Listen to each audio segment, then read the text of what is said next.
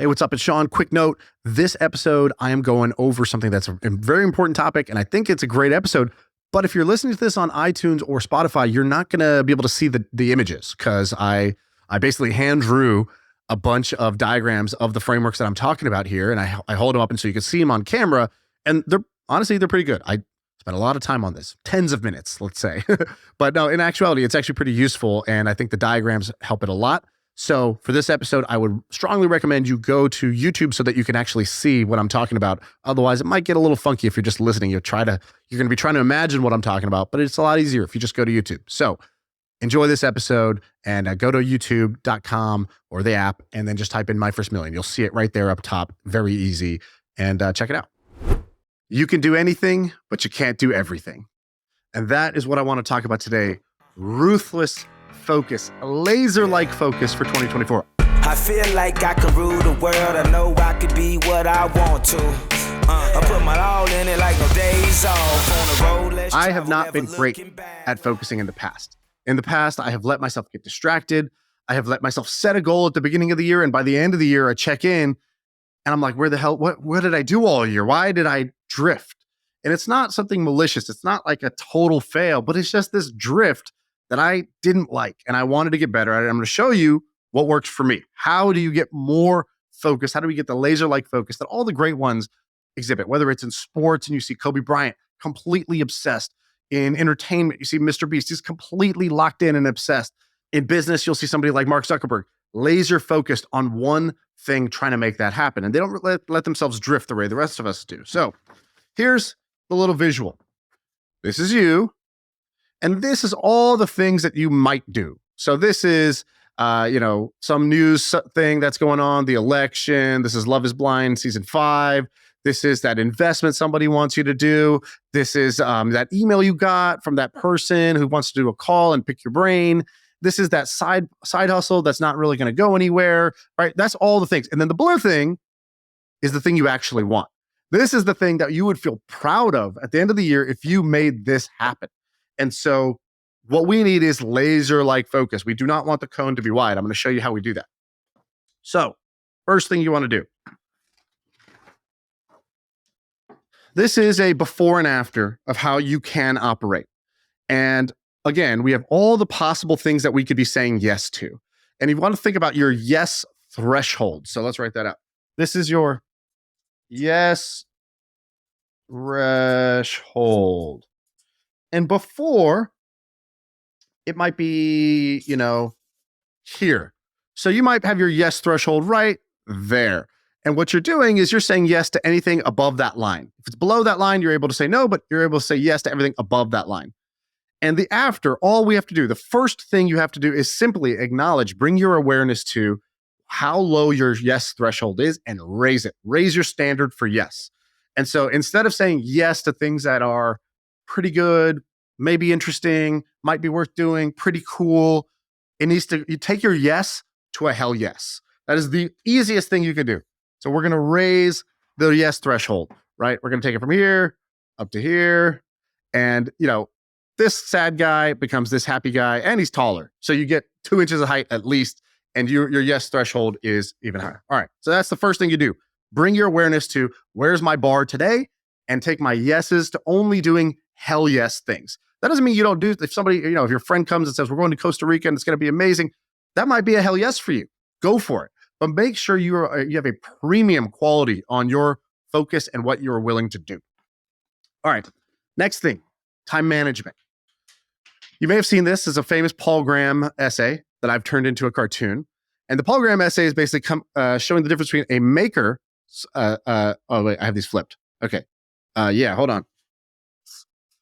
Let's reverse that. This is a manager's schedule. This is what their calendar looks like. And this is what a maker's schedule looks like. This is the artist, right? Somebody who's a builder. And so for a lot of people, they have this 9 a.m., 9:30 a.m., 10 a.m., 10:30 a.m., 11 a.m., 11. Oh, I'm double booked. Oh, shit. And they end up just in a puddle of tears. They are overwhelmed. They're stressed. They sort of busy themselves to death. Why didn't I get everything I wanted to done in life? Why didn't I achieve my goals and my dreams? Because I was too busy. Like, listen to that sentence. That doesn't even make sense. You didn't do the things you needed to do because you didn't have time because you filled it with other crap. And so most people by default, especially people in jobs, you will be default opted into a manager's schedule. What you want to do is switch to a maker schedule. A maker schedule is basically long interrupted blocks of time. Usually in the morning, you need at least 2.5 hours of uninterrupted time. Usually 3 is ideal. A break where you're going to lunch, exercise, go for a walk, play with your kids, walk your dog, whatever you do. And then another uninterrupted sprint. For some people, the real great ones, they have another break and then they have a third night sprint, but you don't have to do all that. You need to switch to this maker schedule. And so the maker schedule is the one thing you could do with your time where in the same number of hours, you can get more done. Why? Because when you get into these uninterrupted blocks of time, you get into flow states and you're able to actually lock in on knocking out one whole thing without distractions, without checking your emails, without being pulled into a call or a meeting about this and about that. You're able to lock in. And so whether you're an engineer and you want to build a product, you want to code something, or you're you're trying to be an entertainer and you need to write chapters of your book or a YouTube video that you're making, or you're just trying to come up with a new idea, not letting your day get split. I call this the zebra calendar, where you're just stripes all day. That is the next thing you need to do to enable yourself to come up with great ideas, right? You are setting up your environment. So the first thing we did was we raised the threshold of yes to a hell yes, so that we're just saying no to things. That clears space. The next thing is we do the maker schedule versus the manager schedule, so that you have uninterrupted time blocks where you can be your most creative, productive self. Okay, next thing. Now we're going to clarity. So this is something I stole from Asana. Asana created this thing called the pyramid of clarity. And the pyramid of clarity goes as follows. At the top here, you have your mission. And the mission is the reason your organization exists. It's the reason you're even doing this. It's your big why. And so let's say you're Elon Musk. Your mission for SpaceX might be, make humans an interplanetary species, a multiplanetary species. Or for Tesla, for him, it might be get the world off of using, fossil fuels and get them to an electric future, right? So that's the big vision for what you're doing. Now you break that down. So you write that out. And by the way, little pro tip, because when I first read about this, I was like, wow, that makes total sense. You got to have this big, audacious vision. But let's say you're not building rockets and going to space, or you're not trying to get the world off of fossil fuels to a fully electric energy system. You might just be building an e-commerce business that's designed to enable your lifestyle to be really great because you wanted money and you didn't have money, right? Like whatever it is, the key here is honesty. Because you can write a fancy mission, but if it's not your honest mission, it's not going to help. It's not going to do anything. It won't have any emotional resonance. So what I try to do is I try to be honest about the mission. So for example, with my company, we are building a company that is going to enable us to have an amazing lifestyle, us, the owners of the business, to have an amazing lifestyle. We only have a couple of people in the business. It's all owners. And we want to have a lifestyle where we can do what we want, when we want, with whoever we want, and only work on projects that are, intellectually fascinating for us, creatively challenging for us. And so we write that. That's what we're doing. That is the mission of what we're trying to build. We're building a vehicle that enables that. From there, you want to go down to the 1-year goal. Okay, so this is the mission might take 10 years. It might take 20 years. But then you break it down to the 1-year goal. Where do we need to be at the end of the year for this to be a smash success? And specifically, I set 2 goals. So I have the what I call the F yeah goal, and then I have the floor goal. And so I set kind of a range here because I don't like static, single goals, binary goals, because you're like, should I just be super ambitious, but then I might be disappointed, or should I be conservative, but then I feel like I didn't push myself. So I set both. I set a F yeah goal and a floor goal. The floor goal means you would be disappointed if it didn't reach this level, meaning this would be a solid win. Below that, you kind of feel like, man, really, we didn't get there. And the F yeah goal is we're high-fiving, we're toasting to ourselves. I can't believe this is how good it turned out. And so you want to kind of set that range for yourself and say, all right, we have a minimum, and then we have sort of a target that we're going to shoot for. Okay, what's the next level of this? Now you have your overall mission clarified, and I'll show you an example in a second. You have your 1-year goal, where we want to be a year from now, and that's what you're going to work backwards from. So then you work backwards and you say, okay, in order to achieve this 1-year goal, what do I need in terms of people? What do I need in terms of product? And what do I need in terms of finances? 3 categories.